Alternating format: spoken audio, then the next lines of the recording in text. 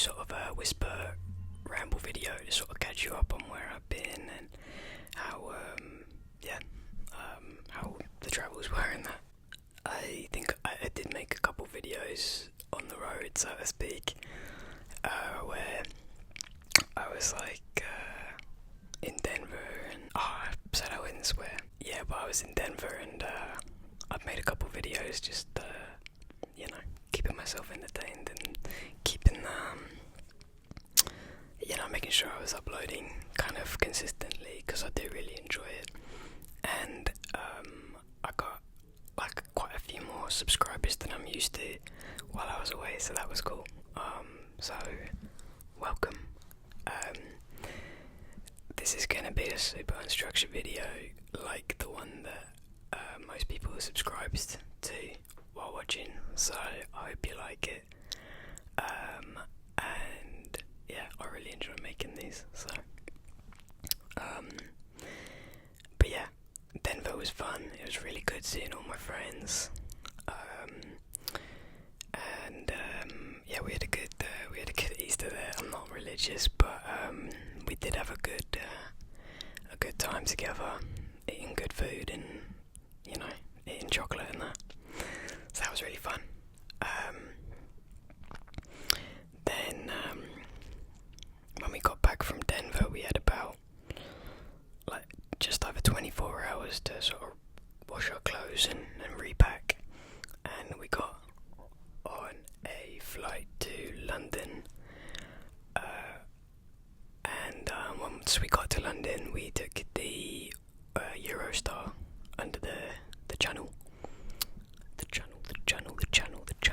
to Paris. For those of you who don't know, we had a wedding in just outside London, a family wedding that we really couldn't miss, that we really wanted to be there for, because obviously the person was important to us, but it was a chance to see a lot of people in the UK that we don't often get to see. So yeah, we really needed to make sure that we were going to fly into the UK for this wedding, so we decided to make a holiday out of it and go to Paris for the week, so that we weren't just flying to the UK for a long weekend from the US.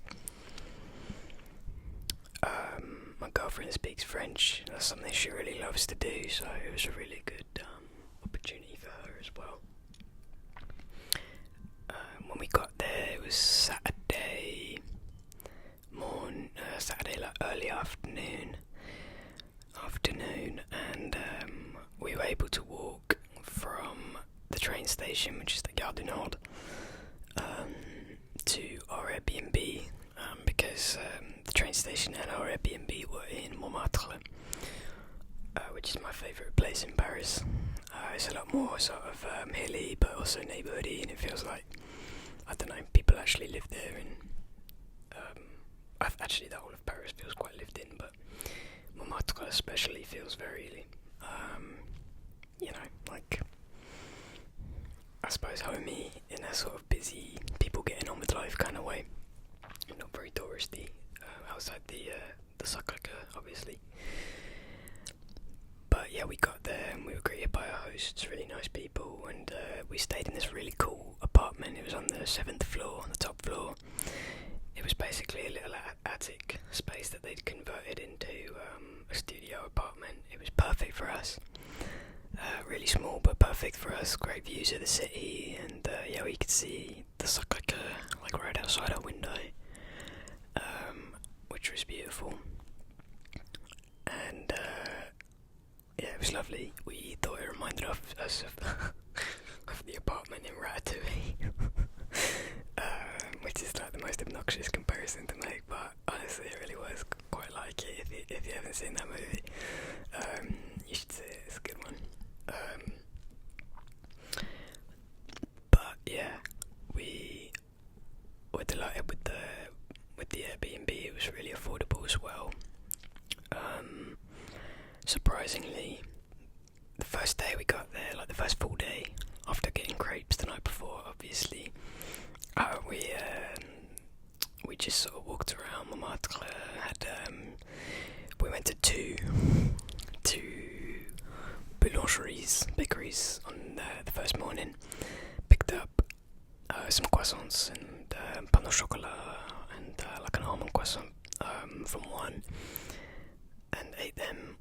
steps of the Sacré-Cœur while kind of looking over the city in the morning, which was lovely, really relaxing. And then we went to another bakery immediately after, another boulangerie, and got a sandwich, a baguette, and ate that sitting on a wall with our legs dangling with another great view. And that were lovely. And we walked a bunch. I think on the first full day, which was Sunday, we clocked like 11 miles or something. We like to walk. It was not that necessary, but it's so enjoyable because the city's so beautiful. I need to stop mucking about with my hair. Just leave it. We walked down to the Latin Quarter. We did take the metro as well. It's very easy to use if you're used to public transit. And we walked around the Latin Quarter. We walked around Cité, which is like that island in the middle of the Seine that Notre Dame is in. And we did get to go into Notre Dame, which was really cool actually. I have been before as a little kid, but it had recently reopened after that massive fire.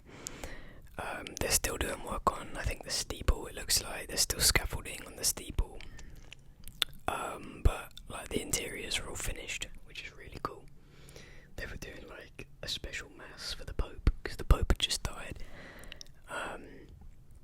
So there was a lot of people in there, but they still let people in to go in and take pics and that, and have a look around. There was also a special organ performance, which was kind of cool. Very atmospheric. But yeah, I mean, it was really cool what they'd done, you guys. Like, man, if you're into any kind of like art history, it's definitely worth a visit, even if you're not like religious or anything.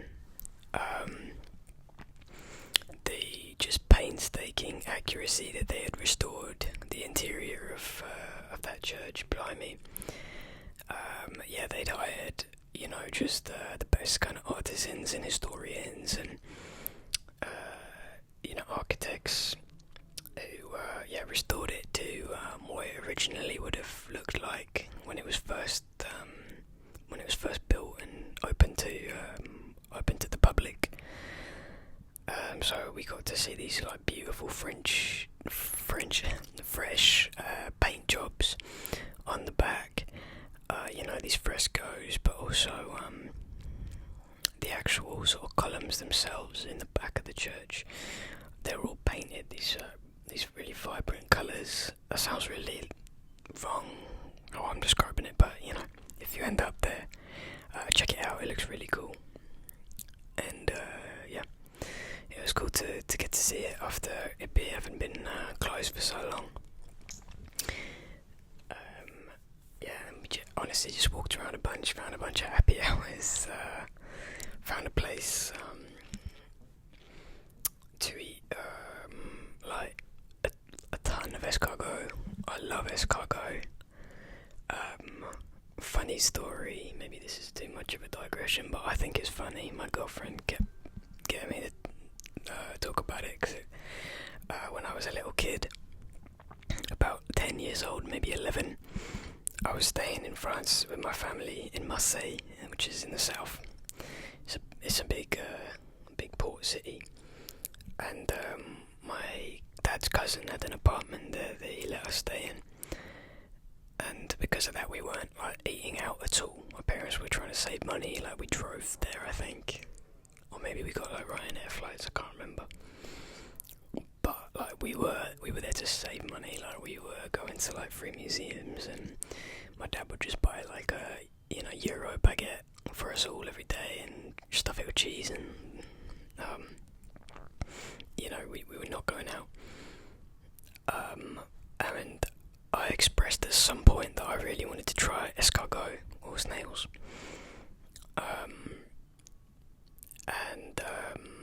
I don't think, because we weren't going to any restaurants, even though they can be quite affordable in France, especially somewhere like Marseille, my parents were pretty adamant that we were not going to do that.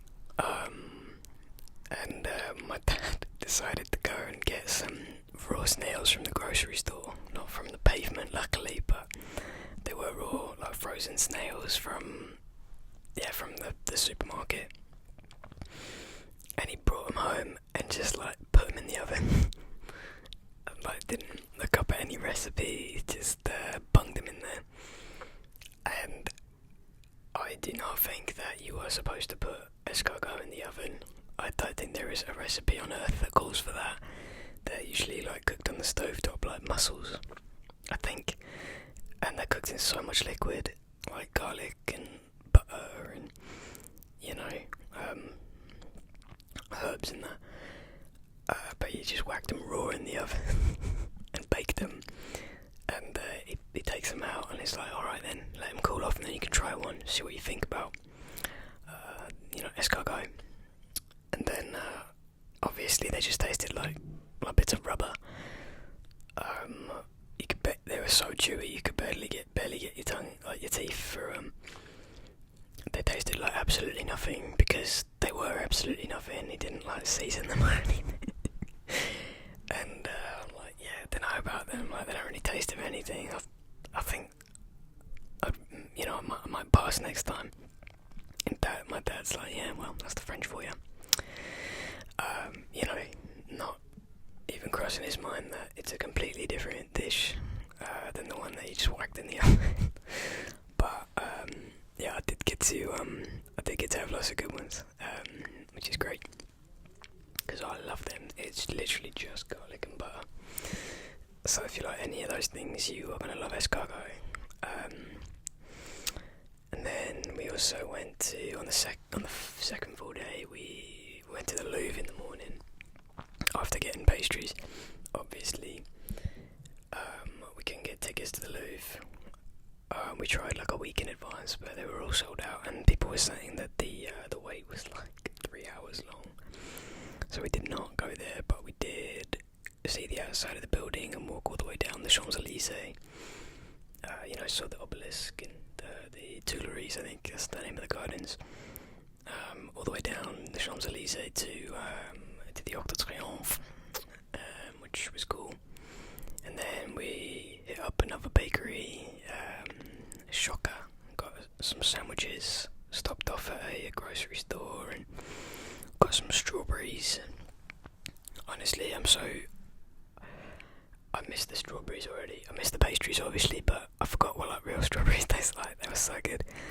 And we took them and we ate them on the grass in front of the Eiffel Tower. We'd both been to the Eiffel Tower, but we did want a picnic on the Champ de Mars because it's so pretty and the weather was so nice.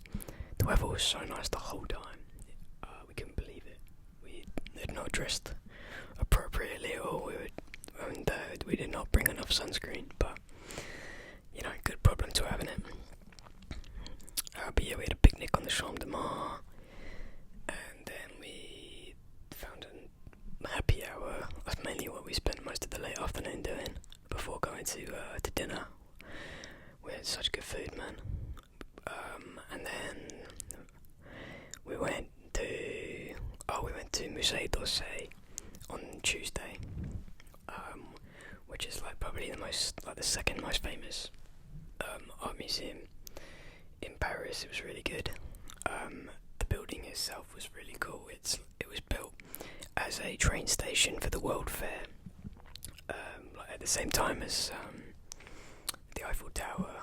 Obviously, there was this like a whole kind of series of buildings around there just built for the Paris World Fair. What was that, like late 1800s, early 1900s? Within that 20-year span, I forget, sorry. But yeah, the building was cool. They have a lot of really famous pieces in there, a lot of Art Nouveau stuff.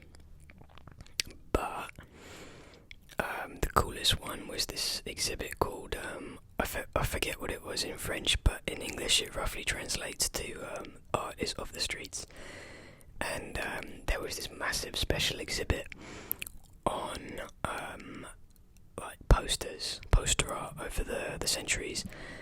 And so obviously they had a lot of Muka, who does those really famous what's her name, Catherine Barnard, paintings, those posters, those Art Nouveau paintings. They're really famous. You'll know the style if you see it. But a bunch of other really cool things, advertising, like, I mean, everything from like the World's Fair to, pro-socialist, kind of worker rallying calls, to anti-communist like propaganda, all the way to like really nasty, like fascist posters from like lost to time political campaigns. Just really interesting stuff. Obviously not all of it was heavy, like the political stuff, but it was really interesting, but a lot of it was just gorgeous, like beautiful artwork. And I think especially a lot of like where's catalogue clothing was becoming more popular among kind of upper middle class women. So, you're not making your own clothes anymore, you're sending your measurements to a catalogue or a dressmaking company based on a picture you've seen in a catalogue or a magazine. And to advertise these things, they were hiring women artists for the first time to appeal to other women with their artwork. And that was really interesting to learn about as well, very cool. To learn, obviously, because there were women artists at a time where that's not a thing that women really were allowed to do, at least commercially. We know far too little about the women that were selected, but it was cool what we know. So yeah, that was rad. On Wednesday, we'd both been my girlfriend had been twice before to Versailles, which is where we went on Wednesday. I'd been once before, but it was when I was about 9 with my family, and it was closed, because it closes every Monday. It always has, and it still does. But my parents did not know that, and they took us there on a Monday, which is the only day we had. We were driving back to the UK later that day, so we could not, come back the next day. And it was closed, and they said, you can go in some of the gardens, you can pay to walk around some of the gardens, but the house is closed. The chateau is closed, and the Trianon is closed. And it was a miserable, rainy day. There's just real pathetic fallacy going on. My dad was absolutely gutted. Like, I thought it was cool because the grounds of Versailles are massive, even without the Trianon. All the little gardens and the Grand Canal and all that, all that splendour, all the fountains. The fountains were turned off though, which is a shame on that day, but I didn't think it was that big a deal because it was big enough to me. But my dad had been before and he was absolutely gutted because he knew how grand it was and he knew what we were missing out on, so he just walked around absolutely miserable the whole time. And now that I've been as an adult, I realise why he was so disappointed, because blimey, they spared no expense decking out that thing. It was really interesting learning about the history of Versailles and the history of the French monarchy as well. I did realise, but I completely forgot that they reinstated the monarchy not that long after they'd executed all of them, which I think is dumb as hell. Like, I think that was good when you got rid of the monarchy, but then you had an emperor that was Napoleon, so it's like that's the same thing basically. So I guess it wasn't that much of a stretch to reinstate Louis Philippe. I've been learning more about that in the past kind of last few days, but wild stuff. I don't know, I think with think it was a bit, unsurprising that when people stormed Versailles, the people of France during the First Revolution, just how they ransacked the place and sold off everything and kind of trashed the chateau. I mean, I probably would have done the same thing, to be honest. I mean, imagine coming there and that's after you've already decided that, you can't take it anymore and that a revolution needs to happen and these people need to go. Like, you've already decided that, and then you get there and realise that everything is plated in gold and marble, and it must have felt like another world. And I don't know, I just can imagine how violated I must have felt if I was a French person at that time, a French, common person, because, man, like, your people, your families are starving and not able to survive, and these people are living in absolute, they're living like gods. They kind of have this otherworldly existence. So that was really interesting to learn about and see for yourself, see the grandeur and the scale of it all. You're really not allowed actually in that much of the palace. I know a lot of it, hasn't been renovated fully yet, because it's just so massive, and it was kind of left derelict for a long time. Oh, my makeup smudged because I did a massive sneeze before I turned the camera on. But yeah, the palace was cool. My favourite was the Trianon. Those gardens were pretty stunning. It was also really interesting to see their idea of I don't know, a chill holiday home, which was still this massive stately mansion. But my favourite thing to see and kind of get a grasp of how out of touch the royal family and their court was Marie Antoinette's Hamlet. Fucking hell. Oh my god. So for those of you who don't know, Google Marie Antoinette's Hamlet. It's this basically simple living French village that she's built on the grounds of the Trianon, so in Versailles, that she would kind of retreat to with her closest friends and her kids. And she would hire people to work at the working water mill and this little farm that was basically just a petting zoo. And the goats there's still goats and sheep there, which is very cute, and chickens and that. They're very cute, the little goats. They got some mean looking ones too, but they're allowed, I guess. But yeah, I think the story is that when the people of France stormed Versailles and began to go through the grounds, I think they were absolutely disgusted when they found this, as I would be as well. I mean, it is essentially just this family that is so out of touch with reality and the everyday people that they've created this fake village, French village Disneyland, to sort of cosplay as peasants without having to even consider some of the extreme hardships that they are causing people, to the point where they can't enjoy an ideal country life that you're imitating, because you've spent all the country's money on wars and extreme extravagant expenses on your funding your lifestyle. So that was very interesting to see. I think it only recently kind of opened up to the public fully in the past 20 to 30 years. I think it was restored. I think by Dior, actually. I'll have to, the designer. I'll have to Google that again, but I think that's right. Super interesting stuff. Oh man, my favourite day though was Thursday, where we got to do.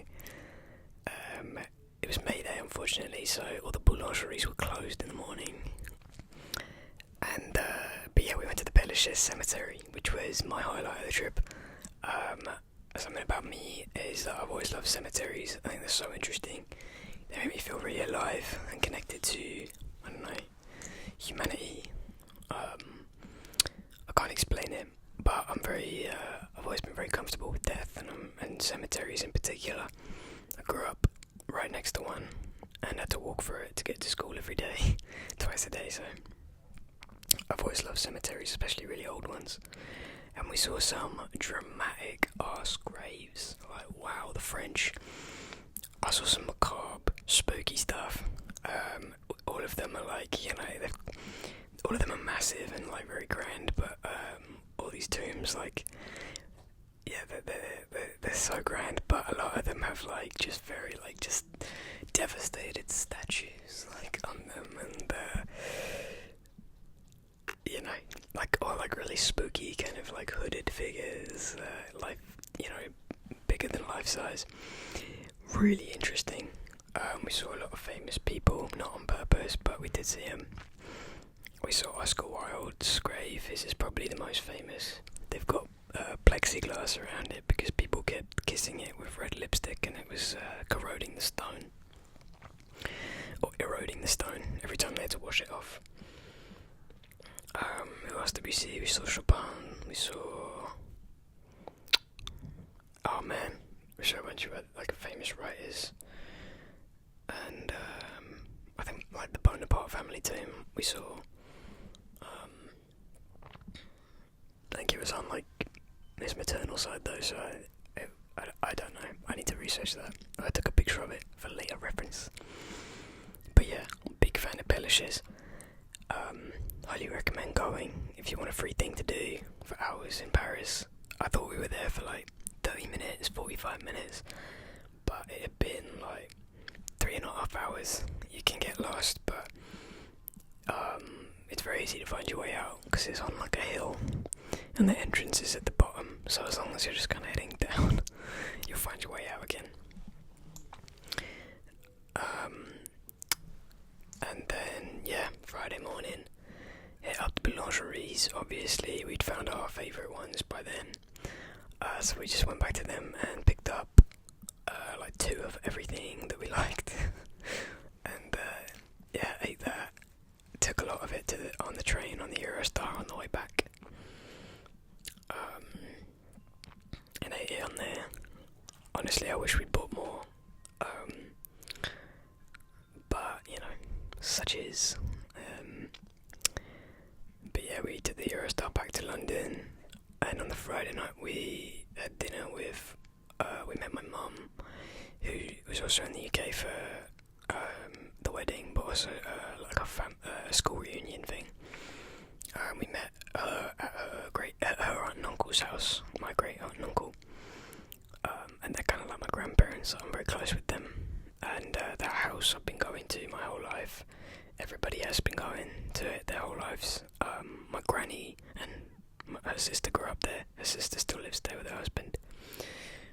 So there's like 4 generations of my family that have lived in the house. It's this tiny bungalow outside of London that they were kind of allocated after World War II when their house got bombed out in the Blitz. And so yeah, they've lived there always pretty much. So I love going there. There's a lot of family history, and also my uncle, his career was in, he was an engineer for the railroads in London, so his hobby is that he collects retired like tube signs and like railway like stoplights and that kind of thing, and their whole garden is just like decked out with like decades worth of collectibles like that, which I used to love as a kid. I still like it now, but it doesn't have quite the same I don't know, majesty as when you're a little kid and it's like, wow, there's a stoplight in the garden. And so that was lovely, spending time with family. Some cousins came by as well. It was really good to see them. And then in the morning we stopped by my grandparents' graves. I hadn't seen them yet since we buried them, so it was nice to see them, say a quick hello. And then we headed to Reading, which is where the wedding was. Checked into our hotel, freshened up, got in our wedding clothes and headed over to the church. And yeah, it was so good, the wedding. It was so good to see everyone. It was a beautiful wedding, really lovely service. The reception was great, delicious food. Great dancing. They had like a brass band for a bit, and then my good friend's boyfriend DJ'd, and he was good actually. He was like proper spinning actual LPs. So yeah, that's exciting. That was really cool. But man, just spending time with everyone was so good. All my like childhood best friends were there, and their parents obviously. So my mum got to hang out with all her friends that she'd been missing, and I got to hang out with all mine. And I don't know, it was just a big affair, and I got to introduce my girlfriend to so many important people in my life, which is so cool. It felt so good that I got to do that. Since we're living over here in the States, she hasn't had access to most of my life before I was an adult, so it felt very special to be able to share that part of myself with her, and share her with the people I love, and show them how happy I am, and how lucky I am to have found somebody so amazing. So all in all, it was a great time. And yeah, we had to hop right back on the plane, and like basically the next morning back to the States. So yeah, that's my travels. I decided to make kind of a longish video because I don't know, people seem to like the last one, and I really had a good time making it. So yeah, I hope it was enjoyable. Right now I am very jet lagged. It's not been so bad actually, I'm being proper dramatic there, but I've been going to bed so early and waking up ridiculously early. So worse things have happened this year, haven't they? But it is a bit annoying. I'm currently filming this like in the middle of the day. I hope that doesn't like ruin the illusion, but I just know I'm not gonna make it tonight. Sorry. Like, I care about this, but I've been collapsing at like 8 p.m, which is not good for anyone. So, and especially not good for ASMR. So you're getting one a bit earlier in the day. But yeah, I'm sure I've got other things to say for upcoming videos. But yeah, that's just the what happened and what we did while we were away. I feel so lucky to have been able to go. Paris is such a wonderful place. It's a city that's really designed for people, designed around people. Public transit's great, food's fantastic. It's all quite affordable. Obviously, it's the capital city, and maybe one of the major capitals of like Europe. At least touristically, it is. So you can't really say it's cheap, but it's very reasonable. Like the food is much cheaper than I'm used to in my own city. Even like groceries, and restaurants, and obviously wine, and it just really feels like it's a place that's not mugging you off. It's nice to see that people have thought about like the infrastructure is good. There's water fountains everywhere, like as much as you can in a massive city like Paris. In a capitalistic society like France is, unfortunately, like, it does seem that people are thought of a lot more, and that people are a lot more, which is good, and I really admire this about the French. People are very much more forthcoming about what they know their rights to be. If they feel like they're being mistreated, they will revolt, and I think that's excellent. And yeah, it's probably the reason that their quality of life is so high. And yeah, so that was really nice to get to enjoy for a week. So, merci. I'm sorry that I still don't speak your language at all. I understand it a bit better, but yeah, no, sorry. Yeah, much love to you all, and I will see you in the next video.